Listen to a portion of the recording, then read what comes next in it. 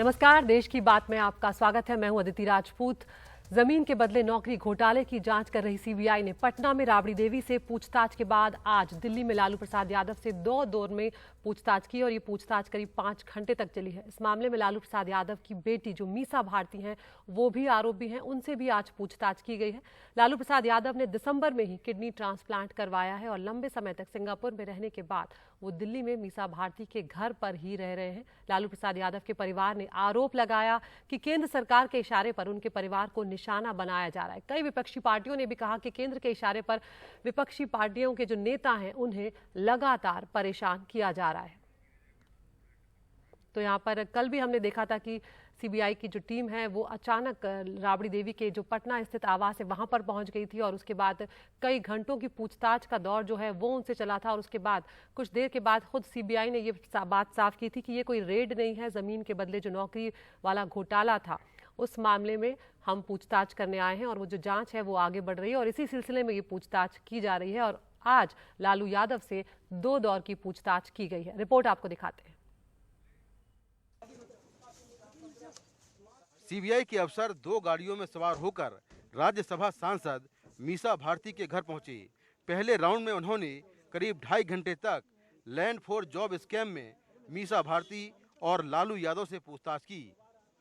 इसके बाद दोबारा सीबीआई की टीम एक बैग में कई दस्तावेज लेकर पहुंची और लालू यादव और उनकी बेटी से कई घंटे पूछताछ की। लालू जी ने जब महागठबंधन की रैली में भर दिया हुंकार पूर्णिया में, तो हिल गई डर गई मोदी जी की सरकार। तो सीबीआई तो आ रही है, कुछ जांच में सहयोग सब दिन आदरणीय लालू प्रसाद जी के परिवार ने किया है। जनता सब देख रही है और जांच एजेंसियों का दुरुपयोग चाहे बीजेपी जितना करे, ये तो स्पष्ट हो गया कि बीजेपी 24 की लड़ाई के पहले घबराई है। इस घोटाले के मामले में सोमवार को पटना में सीबीआई ने राबड़ी देवी से 4 घंटे तक पूछताछ की थी। दरअसल रेलवे ने 2021 में सीबीआई को घोटाले को लेकर शिकायत दी थी। इस मामले में सीबीआई ने 18 मई 2022 को केस दर्ज किया था। लालू यादव, उनकी पत्नी राबड़ी देवी, बेटी मीसा भारती और हेमा यादव समेत कुल 16 आरोपी हैं। आरोप है कि 2004 से लेकर 2009 के बीच घोटाला हुआ, जब लालू यादव रेल मंत्री थे। लालू यादव ने मनमाने तरीके से कुछ लोगों को रेलवे में ग्रुप डी में नौकरी दी। इसके बदले पटना में नौकरी पाने वालों की जमीन ले ली गई। इस मामले में लालू के करीबी भोला यादव को भी गिरफ्तार किया गया है। सीबीआई दिल्ली की राउज एवेन्यू कोर्ट में इस मामले में चार्जशीट भी दायर कर चुकी है। कोर्ट ने सभी आरोपियों को 15 मार्च को पेश होने के लिए समन जारी किया है। बीजेपी के मुताबिक लालू ने जो बोया वही काट रहे हैं।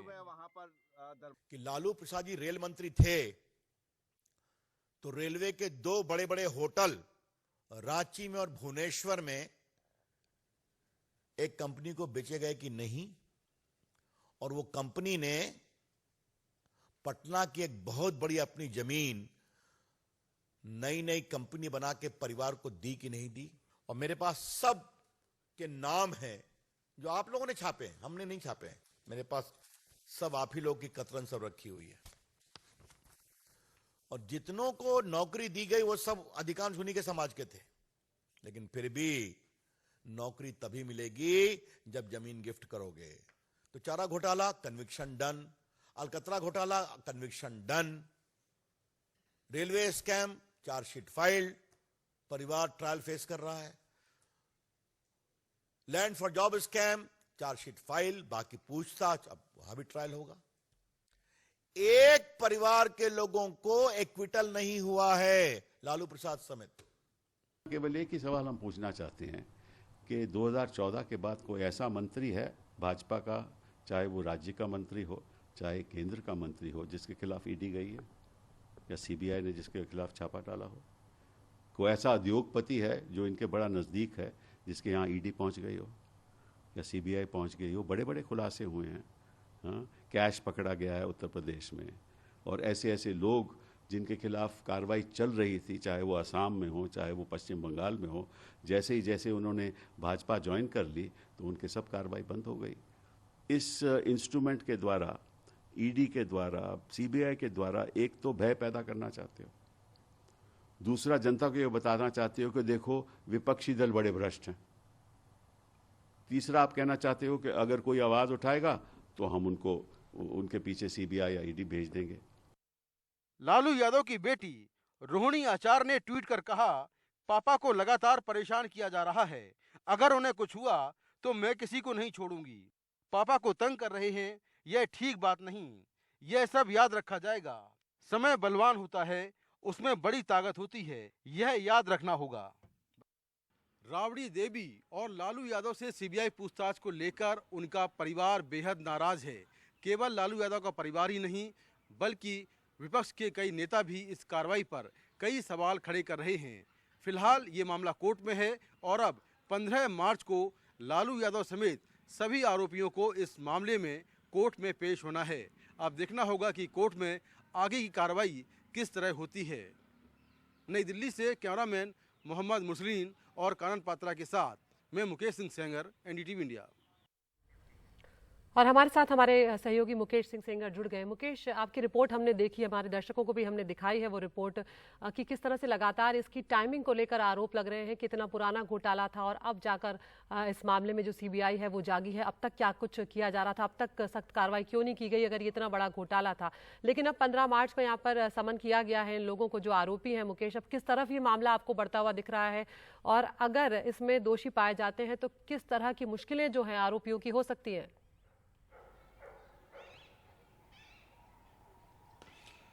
देखिए, पहली बात तो ये है कि जो रेलवे डिपार्टमेंट है वो करीब 11 साल बाद जागा और उसने 2021 में ये शिकायत दर्ज कराई सीबीआई में और 2021 में सीबीआई ने जांच शुरू की और उसके बाद प्रारंभिक जांच के बाद जब सीबीआई को लगा कि घोटाला हुआ है तो सीबीआई ने 18 मई 2022 को इसमें केस दर्ज किया और उसके बाद सीबीआई लगातार छापेमारी कर रही थी। छापेमारी के दौरान बहुत जगहों से दस्तावेज बरामद किए गए, कुछ प्रॉपर्टी के डॉक्यूमेंट्स मिले। उसके बेसिस पर सीबीआई ने लगातार लालू यादव के परिवार के लोगों से या इस केस में जो बाकी आरोपी हैं उनसे पूछताछ की और सीबीआई ने यह भी दावा किया कि उनको 200 जो सेल डीड हैं वो भी बरामद हुई हैं, उनको मिली हैं इस छापेमारी के दौरान। तो इस मामले में सीबीआई ने अब तक जो सबूत जुटाए हैं, जो जांच की है, जो एविडेंस है, जो दस्तावेज हैं, उनके बेसिस पर सीबीआई ने राउज एवेन्यू कोर्ट में जो विशेष सीबीआई कोर्ट है वहां पर चार्जशीट पेश कर दी है और इस चार्जशीट में जो है लालू यादव आरोपी हैं, उनकी बेटी आरोपी हैं, पत्नी आरोपी हैं और दोनों बेटियां जो हैं वो आरोपी हैं।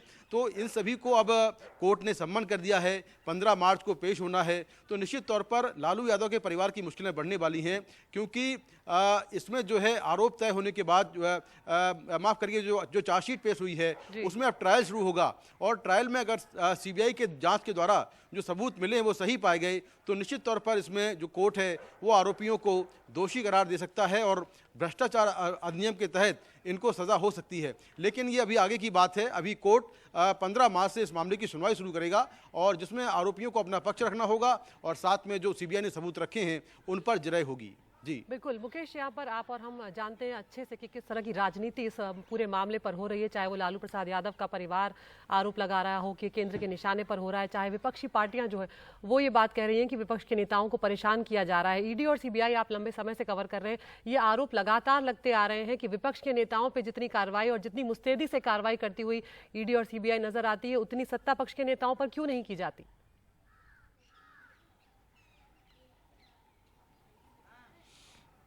देखिए, इसको लेकर एक डाटा भी पार्लियामेंट में दिया गया था जिसमें ये कहा गया था कि 98% जो छापेमारी हो रही है ईडी और सीबीआई के द्वारा वो केवल विपक्षी पार्टियों के नेताओं पर की जा रही है।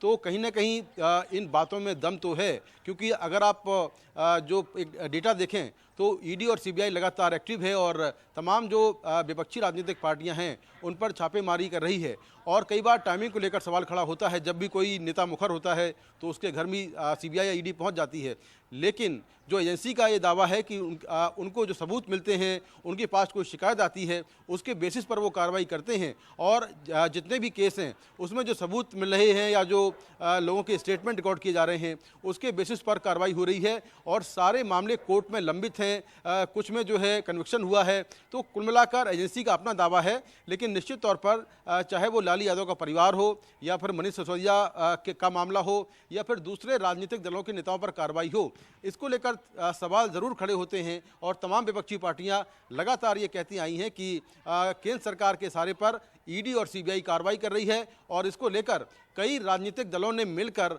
प्रधानमंत्री को पत्र भी लिखा है और ये कहा है कि इसको जरा वो देखें और इसके बारे में सोचें और समझें। तो कुल मिलाकर दोनों एजेंसियों पर ये आरोप जरूर लगते हैं, लेकिन जो एजेंसियां हैं उनका कहना यह है कि उन्हें जो शिकायत मिलती है उसके बेसिस पर वो कार्रवाई करते हैं।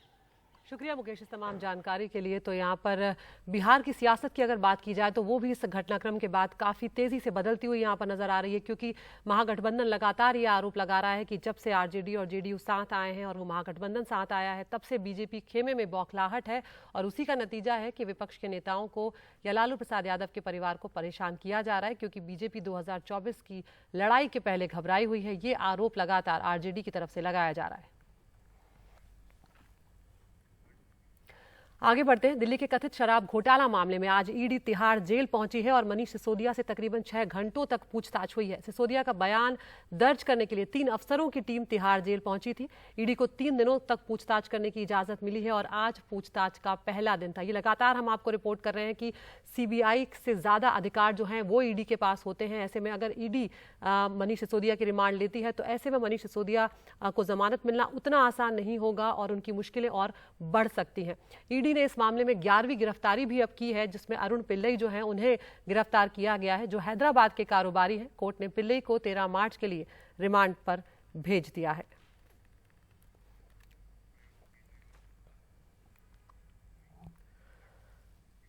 और इधर दिल्ली के मुख्यमंत्री अरविंद केजरीवाल ने प्रेस कॉन्फ्रेंस कर कहा कि जिस देश के प्रधानमंत्री लोगों को अच्छी शिक्षा और इलाज देने वालों को जेल में डाल दें, वहां आम लोगों के लिए काम करने वाला कोई नहीं बचता। और उन्होंने ये भी लोगों से अपील की है कि वो होली के दिन देश के लिए प्रार्थना करें। प्रधानमंत्री मोदी जी ने मनीष सिसोदिया और सत्येंद्र जैन जैसे देशभक्तों पे झूठे केस थोप के उनको जेल में डाल दिया। जिस देश के प्रधानमंत्री लोगों को अच्छी शिक्षा और अच्छा इलाज देने वालों को तो जेल में डाल दें, वहां आम लोगों के लिए काम करने वाला और उनकी सुनवाई करने वाला कोई नहीं बचता। अगर आप भी देश की स्थिति को लेकर चिंतित हैं तो मेरी आपसे अपील है, होली मनाने के बाद थोड़ा समय निकाल के आप भी देश की खातिर मेरे साथ भगवान की पूजा करना, ध्यान करना। और हमारे साथ हमारे सहयोगी शरद शर्मा जुड़ गए जो लगातार इस मामले पर नजर बनाए हुए हैं। शरद, वो खबर भी आपने रिपोर्ट की थी जब विपक्ष के 9 नेताओं ने प्रधानमंत्री को चिट्ठी लिखी थी और कि सेंट्रल एजेंसीज जो हैं उसके बेजा इस्तेमाल का आरोप यहां पर लगाया था। और हम देख रहे हैं कि लगातार मनीष सिसोदिया से अब आज पूछताछ करने ईडी भी यहां पर पहुंची है। विपक्षी नेता जो लालू प्रसाद यादव है उनसे भी उधर सीबीआई पूछताछ कर रही है। तो ये राजनीति जिस तरह से अब आगे बढ़ रही है शरद, उसमें दिल्ली को अगर केंद्र में रखा जाए तो आप कैसे देख रहे हैं उसे? देखिए, लगातार आम आदमी पार्टी तो कोशिश कर ही रही है कि दबाव बनाया जाए केंद्र सरकार पर, दबाव बनाया जाए बीजेपी पर। आपने 9 विपक्षी नेताओं का जिक्र किया, साथ ही आज जो केरल के मुख्यमंत्री हैं पिनराई विजयन, उन्होंने मनीष सिसोदिया के समर्थन में चिट्ठी लिखी प्रधानमंत्री नरेंद्र मोदी को और ये कहा कि इस तरह से नहीं होना चाहिए और ध्यान दीजिए कि ये चर्चा ना चले कि किस तरह से जो केंद्रीय एजेंसी हैं वो उनका जो है गलत इस्तेमाल हो रहा है। साथ ही फिर अरविंद केजरीवाल ने भी फिर से आपने देखा होगा कि बीच में एक बहुत लंबा समय या कई सालों का ऐसा समय था जब अरविंद केजरीवाल प्रधानमंत्री के बारे में नहीं बोलते थे, वो अटैक करते थे तो बीजेपी पर अटैक करते तो केंद्र सरकार पर अटैक करते थे, लेकिन प्रधानमंत्री मोदी का नाम वो नहीं लिया करते थे।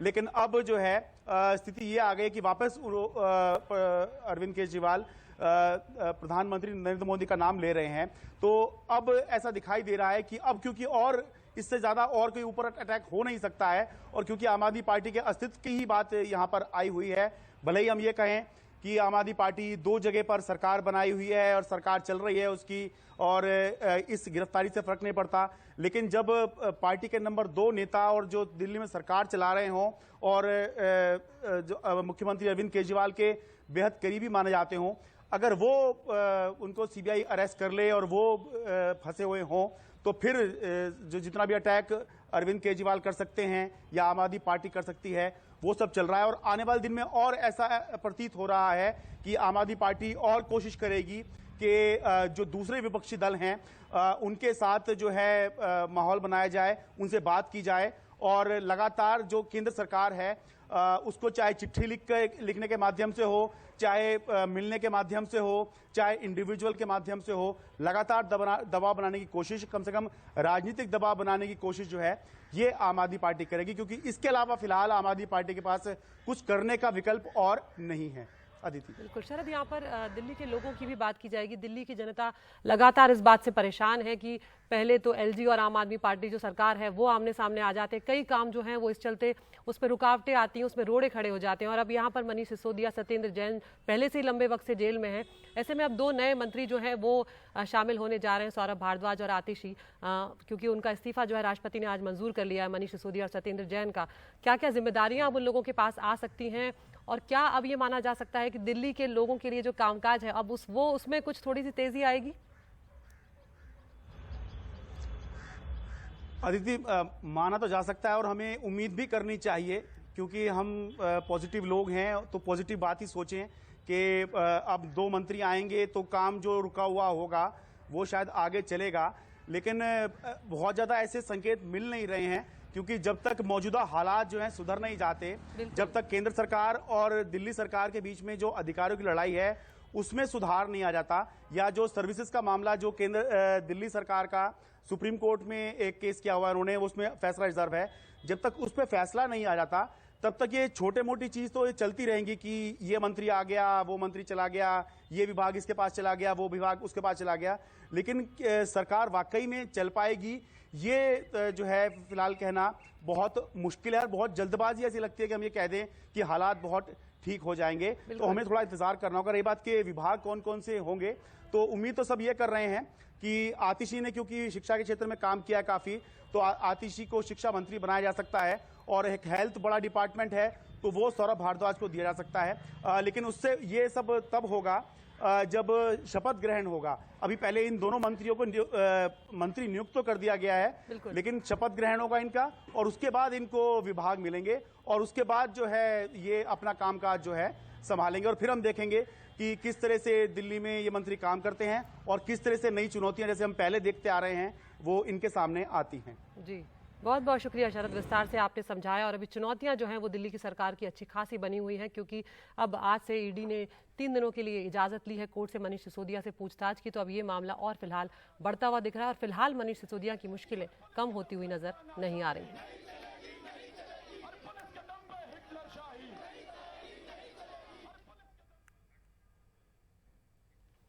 तो विपक्ष की कई पार्टियों ने दिल्ली के उप मुख्यमंत्री मनीष सिसोदिया की गिरफ्तारी के खिलाफ जहां आवाज उठाई है, वहीं प्रमुख विपक्षी दल कांग्रेस ने कथित शराब घोटाले मामले को लेकर आम आदमी पार्टी पर एक बार फिर से हमला बोला है। कांग्रेस का कहना है कि आरोप गंभीर हैं और इसकी पूरी जांच होनी चाहिए।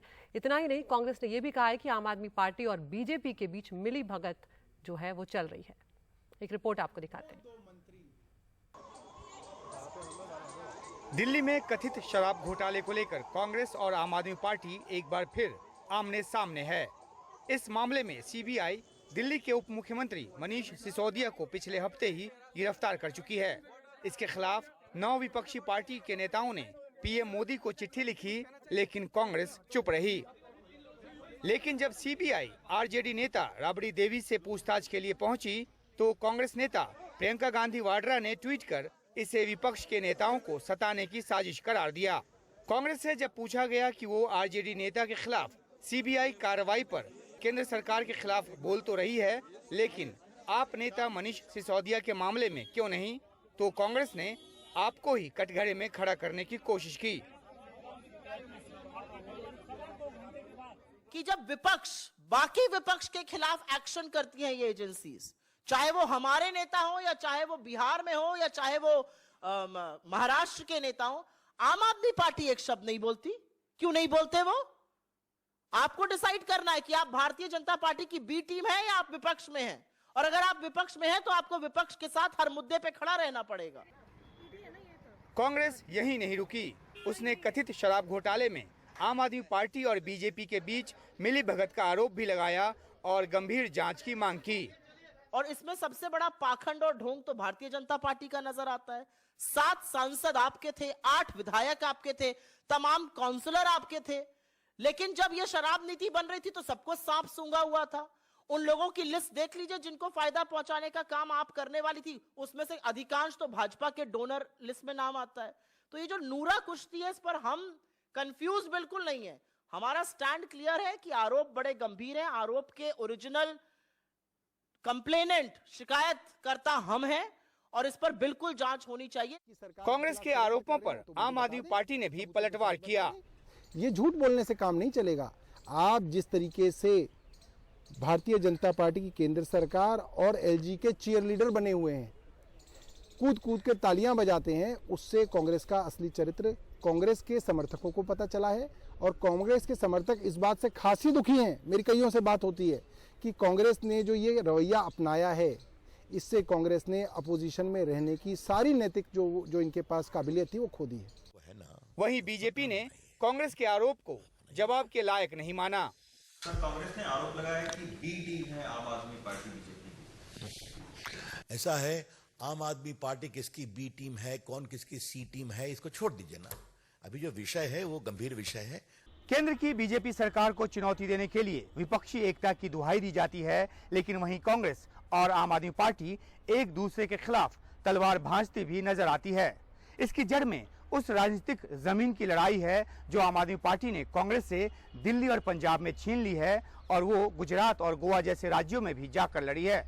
लिहाजा कांग्रेस आम आदमी पार्टी के दिए दर्द को भूलने को तैयार नहीं और आम आदमी पार्टी अपनी राजनीतिक जमीन के विस्तार के मद्देनजर कांग्रेस से हाथ मिलाने को तैयार नहीं। नई दिल्ली से शरद शर्मा और रविश रंजन शुक्ला के साथ उमाशंकर सिंह, एनडीटीवी इंडिया। और देश की बात में फिलहाल एक छोटे से ब्रेक के लिए रुक रहे हैं। ब्रेक के उस पार आपको दिखाएंगे समय से पहले ही बढ़ता तापमान किस तरह से बढ़ा रहा है सबकी चिंता।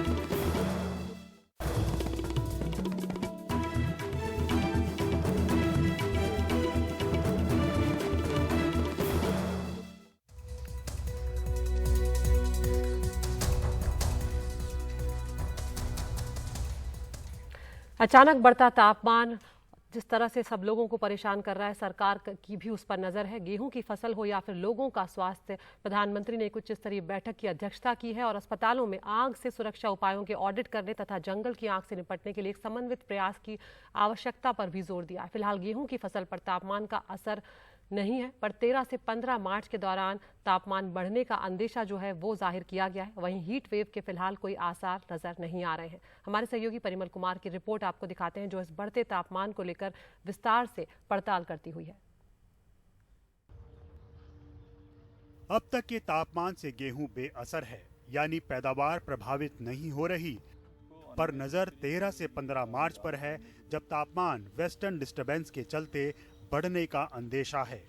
अगर अचानक तापमान 35 डिग्री से ज्यादा हुआ तो असर गेहूं की पैदावार पर पड़ सकता है। अगर जो लाइट इरिगेशन के चक्कर में मान लो आप क्रॉप कैनोपी कूल रखते हैं और आपने फ्लडिंग के थ्रू इरिगेशन देते हैं और आपने अपनी क्रॉप को गिरा ली तेज हवा के साथ, तो वो उल्टा नुकसान कर देगी। हाँ, ये क्रूशियल स्टेज है 15 मार्च के आसपास। अभी टेम्परेचर कितना, जो उनकी प्रोजेक्शन है आईएमडी की और दूसरी वेबसाइट्स की भी, वो फेवरेबल है इतनी ज़्यादा, पर्टिकुलरली 15 मार्च। क्रूशियली जो 13 मार्च के आसपास, 13 से 15 मार्च के 2 दिन का उन्होंने टेम्परेचर रेंज को थोड़ा अप दिखा रखा है। वहीं कृषि मंत्रालय का कहना है कि गेहूं की फसल पर फिलहाल तापमान का असर नहीं। वहीं देश की 75% इलाके में गेहूं की फसल नवंबर में लगाई गई है, जो 110 से 135 दिनों में तैयार हो जाती है। साथ ही गेहूं की फसल लगाए जाने वाले इलाकों के 50% भूभाग पर गेहूं की नई किस्म लगाई गई और इसमें भी 50% ऐसी है जिस पर मौसम का ज्यादा असर नहीं होता है। राज्यों को तापमान बढ़ने और नमी बरकरार रखने को लेकर जरूरत पड़ने पर हल्की सिंचाई की एडवाइजरी जारी की गई है। वेस्टर्न डिस्टर्बेंस अप्रोच कर रहा है जो 13 तारीख को आएगा। ये अभी जितना दिख रहा है तो उसमें उम्मीद तो नहीं, अभी से नहीं बोल सकते हैं कि कितना डीप आएगा, मगर WD के अहेड हम थोड़ा सा टेम्परेचर इंक्रीज एक्सपेक्ट करते हैं। मौसम विभाग की माने तो फिलहाल उत्तरी भारत में तापमान 29 से 32 डिग्री के बीच है और मध्य भारत के इलाके में इससे थोड़ा ज्यादा है। अगले 4-5 दिनों में तापमान में ज्यादा इजाफा नहीं। वहीं 2 दिन बाद सेंट्रल इंडिया में पारा 35 से 36 डिग्री के करीब रहेगा। लू के फिलहाल आसार नहीं। हमारा हीट वेव का एक बुलेटिन इशू होता है, रोज दिन में 2 बार करके इशू होता है, एक सुबह और एक दोपहर को। जब हीट वेव हो जाता है उसके आसपास एक निकलता है।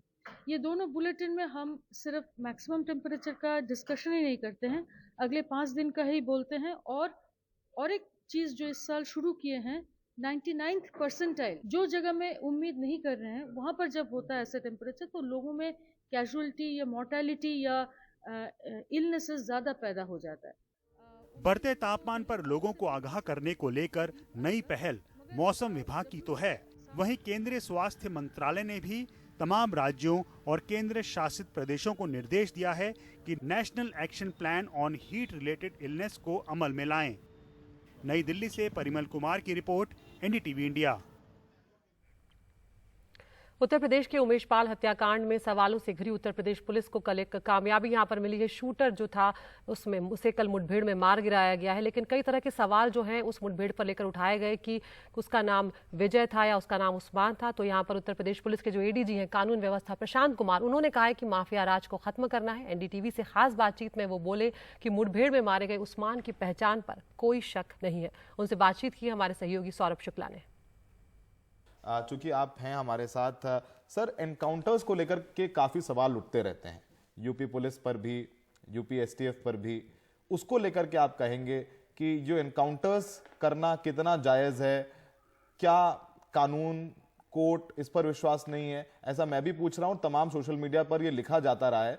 चूंकि ये राजनीतिक सवाल नहीं है, चूंकि आप एडीजी लॉ एंड ऑर्डर हैं, सीनियर ऑफिसर हैं, आप बता सकते हैं।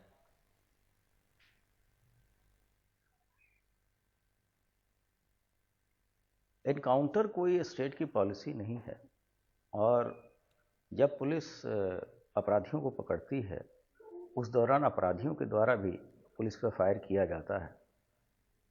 इस प्रकरण में आपने स्वयं देखा कि किस तरीके से, और ऐसा लग रहा था जैसे कि इनका कोई इम्यूनिटी नहीं है, इनको सभी तरह की इम्यूनिटी है, और ये बम भी फेंक रहे हैं, फायरिंग भी कर रहे हैं। हमारे 2 जवानों को भी उन्होंने गोली मारी। तो अगर पुलिस आत्मरक्षार्थ फायर करती है तो ये तो बैटल ऑफ विट्स की बात है, और जो प्रोफेशनली इस चीज़ में ज़्यादा कॉम्पिटेंट है वो दूसरे पक्ष को ज़्यादा हर्ट करेगा। इस पुलिस कार्रवाइयों के दौरान हमारे 15 जवान भी शहीद हुए हैं और हजारों की संख्या में लोग घायल हुए हैं।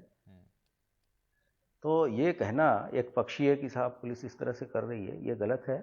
और जो भी इनकाउंटर होते हैं, पुलिस एक्शन होते हैं, उसकी एक सतत एक प्रक्रिया तय की गई है कि कितने तरह के चेक्स एंड बैलेंसेज हैं। इसमें एक मैजिस्ट्रियल जांच होती है, जुडिशियल जांच होती है, इन्वेस्टिगेशन होता है जो दूसरे थाने या दूसरे एजेंसी के द्वारा किया जाता है। उसके बाद से इसमें एक ट्रायल होता है, फिर national human right commission, state human right commission, इसमें सभी का इन्वॉल्वमेंट होता है। अगर कोई गलत करेगा तो ये सारी संस्थाएं क्या उसको बख्श देंगी? और मैं पूरी अथॉरिटी के साथ कहना चाहूँगा कि अभी तक किसी भी प्रकरण में किसी भी संवैधानिक संस्था के द्वारा कोई प्रतिकूल टिप्पणी नहीं की गई है। देश की बात में एक ब्रेक ले रहे हैं। ब्रेक के बाद आपको दिखाएंगे कहां पर चल रही है महिला अग्निवीरों की ट्रेनिंग।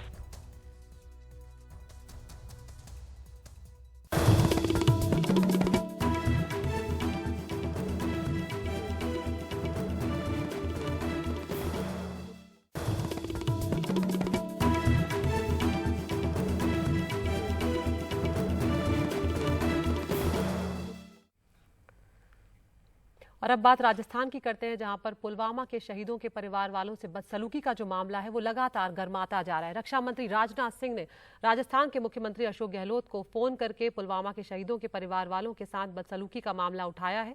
उन्होंने अशोक गहलोत से इस मामले में सख्त कार्रवाई करने के लिए कहा। दरअसल राज्य सरकार पर वादे पूरे न करने के आरोप लगाते हुए 3 शहीद जवानों की पत्नियों ने प्रदर्शन किया था। उनका आरोप है कि प्रदर्शन के दौरान पुलिस वालों ने उनके साथ मारपीट की है। और हम सीधा रुख कर रहे हैं हमारी वरिष्ठ सहयोगी हर्षा कुमारी सिंह का, जो हमारे साथ फोन लाइन पर जुड़ गई हैं। हर्षा, ये बहुत ही गंभीर मामला है, क्योंकि पुलवामा के शहीदों को लेकर लगातार कई तरह के सवाल जो हैं वो पहले भी खड़े हुए हैं। और यहाँ पर जब पहले तो उनका आरोप यही है कि उनके साथ जो वादे किए गए थे वो पूरे नहीं किए गए, और जब वो वहाँ पर विरोध करने पहुंची, अपनी मांगों को उठाने पहुंची, तो उनके साथ बदसलूकी की गई है, पुलिस के द्वारा मारपीट की गई है। देखिए, ये 8 दिन से ये जो धरना है, 8 दिन से ज्यादा हो गए धरना जारी है, और उनकी मांग है कि वो मुख्यमंत्री से मिले। अब जो ये पुलवामा के जो शहीद के परिवार हैं, उनकी मांगे जो है इस तरह से है कि एक की मांग है कि देवर को नौकरी मिले, दूसरे की मांग है कि घर के सामने जो रोड वाइडन करना था और उसको अपने वो शहीद के नाम पे करना था वो हो। एक और की मांग है कि उन्होंने उनकी मूर्ति तो बना दी है लेकिन उसके चारों तरफ 4 दीवारी नहीं हुई है। ये सारी जो मांगे हैं, इसको डॉक्टर किरोड़ीलाल मीना ने एक पॉलिटिकल फ्लैश पॉइंट बनवाया है राजस्थान में, और उसको साथ ही काफी मंत्रियों से इनकी बातचीत हुई है। ये सचिन पायलट के घर में भी आए थे और फिर उसके बाहर बैठे हैं, और वहां पर भी सचिन पायलट भी उनसे मिले थे। उन्होंने भी चिट्ठी लिखी है चीफ मिनिस्टर को। राजेंद्र गुडा जो है सैनिक कल्याण मंत्री है, वो भी डेप्यूटी मिनिस्टर है, उन्होंने भी चिट्ठी लिखी, वो भी मिलके आए थे, उन्होंने भी फोन किया। और आज जो राजनाथ सिंह जी ने अशोक गहलोत से बात करी, उसके बाद में 2 मंत्री उनको मिलने गए हैं, इंडस्ट्रीज मिनिस्टर और दूसरे जो प्रताप सिंह खाचरियावास हैं। तो जो कमी पेशी है, मंत्रियों ने आश्वासन दिया है कि उसको वो पूरा करेंगे, और जहां तक पुलिस का सवाल है उस पर फिर वो जरूर उनको एक्शन देंगे। इसमें एक चीज और भी है कि जिस तरह से एक ये पॉलिटिक्स ऑफ प्रोटेस्ट जो है, उसमें जाहिर है कि हाँ, क्योंकि वो लोग या तो सचिन के घर में जबरदस्ती घुसने की कोशिश कर रहे थे या बैरिकेड तोड़ने की कोशिश कर रहे थे, तो एक जरूर है एक आमना सामना पुलिस से हुआ है। लेकिन सरकार की तरफ से अब ये प्रॉमिस उनको किया गया है कि इस मामले को निपटाया जाएगा, सुलह होगी, और साथ ही जो पुलिस वालों ने अभद्रता की है उन पर कार्रवाई होगी। जी, बहुत बहुत शुक्रिया हर्षा इस तमाम जानकारी के लिए। तो यहाँ पर राजनाथ सिंह ने अशोक गहलोत से फ़ोन पर बातचीत की है, उनसे सख्त कार्रवाई करने को भी कहा है, और यहाँ पर सरकार की तरफ से भी आश्वस्त किया गया है कि जो दोषी पुलिस वाले होंगे उन पर कार्रवाई की जाएगी, और साथ ही कुछ अधिकारी जो हैं वो उनसे मुलाकात करने भी पहुंचे हैं।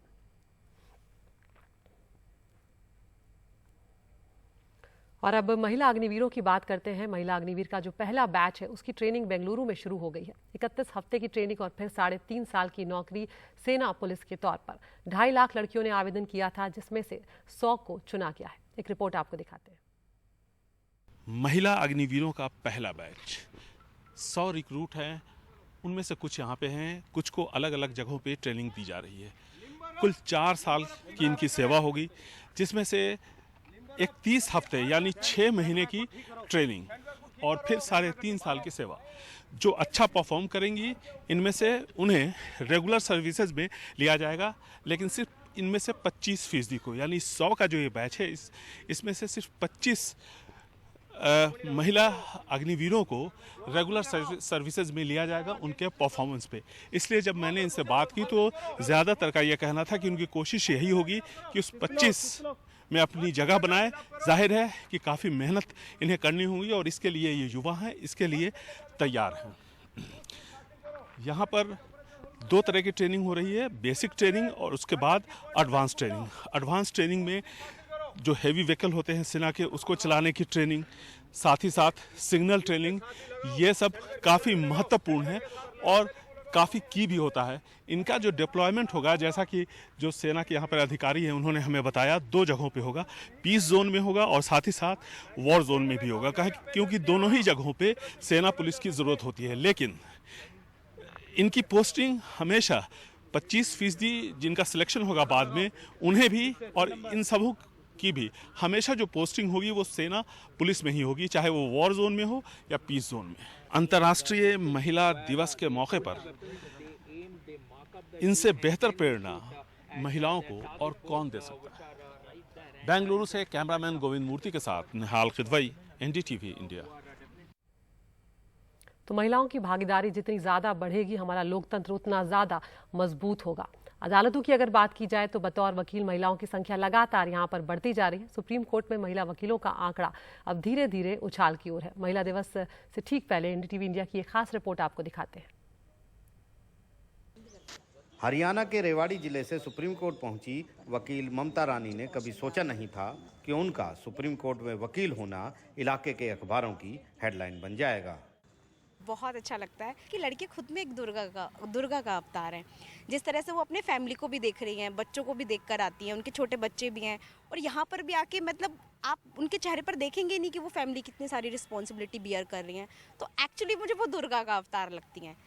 तो मतलब और महिला मैं रोज़ आए दिन देखती हूँ कि जब मैं आई थी तो बहुत कम लड़कियाँ होती थी, लेकिन अब डे बाय डे जैसे हमारा लेडीज़ बार रूम स्पेशल बना हुआ है तो उसमें हम देखते हैं कि नए नए चेहरे आ रहे हैं रोज़। तो वो देखकर बहुत अच्छा लगता है कि अब लड़कियाँ इस प्रोफेशन को सीरियसली अपना रही हैं। सुप्रीम कोर्ट में additional solicitor general Aishwarya Bhati के दफ्तर में मादक पदार्थ अधिनियम के एक केस पर मीटिंग हो रही है। उनकी टीम में लगभग सारी महिला वकील ही हैं। वो खुद कहती हैं कि जिस तरह महिलाएं इस पेशे को चुन रही हैं वो अपने आप में बड़ी बात है। अगर लिटिगेशन जैसे डिफिकल्ट प्रोफेशन में ज़्यादा नंबर में महिलाएं आ रही हैं, यंग गर्ल्स आ रही हैं, वो टिक रही हैं, अपनी जगह बना रही हैं, अच्छा कर रही हैं, तो ये एक चीज़ और सिग्निफाई करता है कि उनको उनके घरों में उनके पंख काटे नहीं जा रहे। आंकड़ों के मुताबिक लोकसभा में महिलाओं की संख्या 15.16% है, जबकि राज्यसभा में ये 14% है। वहीं सुप्रीम कोर्ट बार एसोसिएशन में महिला सदस्यों की संख्या बढ़कर 18% के पार हो गई है, लेकिन सुप्रीम कोर्ट में कुल 34 जजों में से 2 ही महिला जज हैं। न्यायपालिका में महिलाओं की कम संख्या पर देश के मुख्य न्यायाधीश डॉक्टर जस्टिस DY चंद्रचूड़ भी चिंता जता चुके हैं।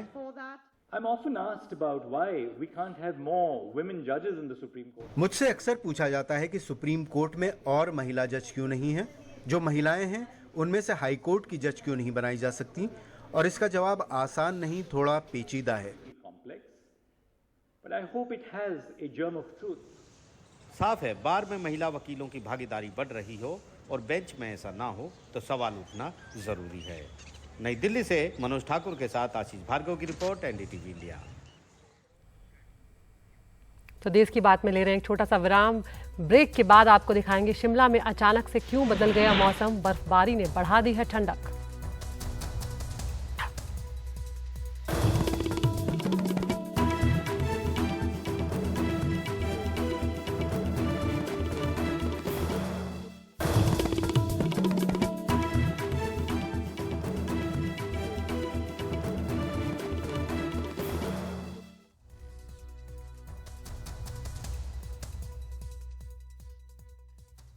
तो बदलता मौसम जो है वो सभी को कहीं ना कहीं परेशान कर रहा है। इससे पहले लगातार मौसम विभाग जो है वो गर्मियों के इस बार पहले ही दस्तक देने को लेकर आगाह करता आ रहा है। लेकिन एक खबर यहाँ पर शिमला से आ रही है। होली से पहले शिमला में मौसम का मिजाज अचानक बदल गया। आज सुबह से तेज धूप खिली हुई थी, लेकिन शाम के वक्त मौसम ने तेजी से करवट ली और अचानक से ठंडक बढ़ने लगी।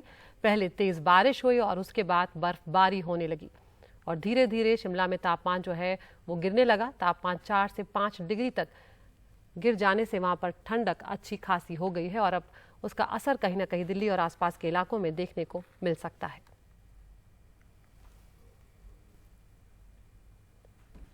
तो देश की बात में फिलहाल मेरे साथ इतना ही। नमस्कार।